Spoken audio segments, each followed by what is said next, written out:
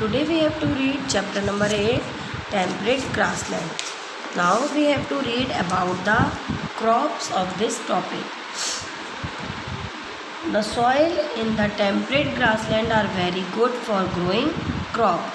जो temperate grassland है बेटा, उसकी जो सॉइल है वो क्रॉप ग्रो करने के लिए बहुत बेटर है, बहुत अच्छी है, गुड क्वालिटी की है. So large part of land is use to grow wheat, maize, rye, oats and barley. इसलिए यहाँ पर ज़्यादातर हिस्से पर ज़मीन के व्हीट, माइस, रे, ओट्स और बार्ले ग्रो की जाती है. Prairies are also called wheat basket of the world as much wheat is produced for the country and for export.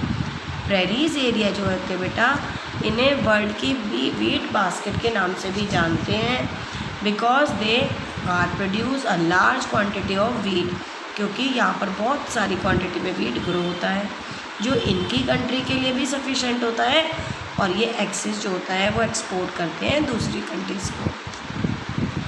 The prairies are among the most fertile crop growing region of the world. जो prairies होता है वो crop grow करने के लिए सबसे fertile area है पूरे वर्ल्ड में. Now we have to talk about the fauna. Animal of this region have adapted themselves to summarise climate. जो यहाँ के जो एनिमल्स होते हैं वो इस क्लाइमेट में रहने के हैबिचुअल होते हैं. They can live very hot summer as well as in frigid winter.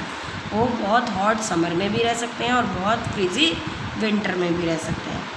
The bison and grizzly bear are found in the prairies. एक बिसन और ग्रेजली बियर नाम के दो एनिमल वो यहाँ पर ज़्यादा मिलते हैं. Mustang, coyote, prairies dog, rattlesnake और वैक, लार्क और gold eagle are also commonly found here. ये एनिमल्स यहाँ पर बहुत मात्रा में मिलते हैं. देखो बेटा, ये है बिसन, जो हमारी बुफेलो जैसा होता है तो वो इसे बिसन बोलते हैं. नाउ अब देखो life of the people. The farmer of prairies are very rich and prosper.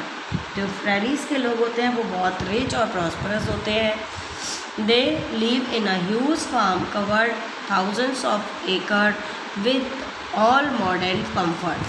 यहाँ के लोग होते हैं बहुत मतलब हेक्टेयर्स में लंबे बड़े बड़े हेक्टेयर्स में फैले हुए फार्म हाउस में रहते हैं जहाँ पर उनकी सुख सुविधाओं की सारी मॉडर्न फैसिलिटीज़ होती हैं.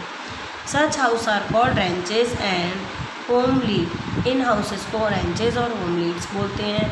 All the farmer work such as plough, sowing, harvesting, threshing is done by machine such as combine harvested and food grains are stored in big structure called silos. देखो यहाँ के जो फार्मिंग वर्क होते हैं, चाहे वो प्लगिंग हो, snowing हो, हार्वेस्टिंग हो, सभी काम मशीनों के द्वारा किए जाते हैं.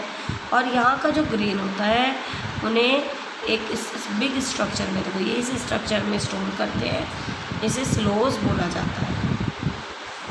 Animals are reared on large open area called ranches. जो एनिमल्स होते हैं उन्हें एक बड़े एरिया में पाला जाता है जिसे रेंचेस बोला जाता है. Cattle is reared mainly for meet and milk. जो कैटल होते हैं उन्हें मोस्टली मीट और मिल्क के लिए रेयर किया जाता है. A large part of the meat produce in consumed locally.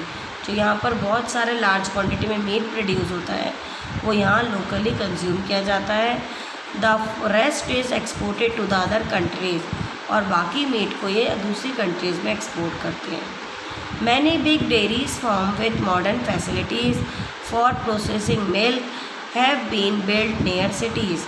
वहाँ पे शहरों में यहाँ पर बहुत सारी मिल्क प्रोसेसिंग की मशीन लगी हुई हैं जहाँ पर बहुत सारे मिल्क को यानी मशीनों के थ्रू प्रोसेस किया जाता है. Machines have replace manual labour in dairy farm too. जो मशीन है उनके द्वारा जो मैनुअल लेबर है, जो ह्यूमन बीइंग की लेबर है, उसको भी रिड्यूस किया जा रहा है, उसकी जगह मशीनों को यूज़ किया जाता है. The fertile place in this grassland support a flourishing cattle and ship rearing industry. यहाँ की जो फर्टाइल प्लेजेंट सॉइल है उसके कारण यहाँ पर बहुत सारे एनिमल्स को, शिप को, कैटल को रेयर किया जाता है और उनकी इंडस्ट्री बहुत फ्लोरिश है।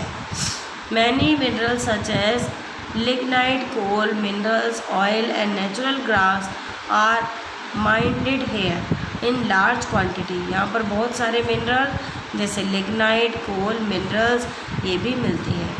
Gold, silver and potash are also mined here. इसके साथ गोल्ड, सिल्वर और पोटाश की भी माइंस यहाँ पर है। The availability of these minerals have led to development of ore crushing factories and oil refineries. इसके साथ यहाँ पर बहुत सारे माइंस को निकालने के लिए डेवलपमेंट भी हुए हैं, साथ ही साथ यहाँ बहुत सारी फैक्ट्रीज और ऑयल रिफाइनरीज भी डेवलप हुई हैं। Now the chapter is finished and you have to write all the question answer and book work which I am sending you on WhatsApp. Thank you. Like and subscribe my channel. Watch this video again and again.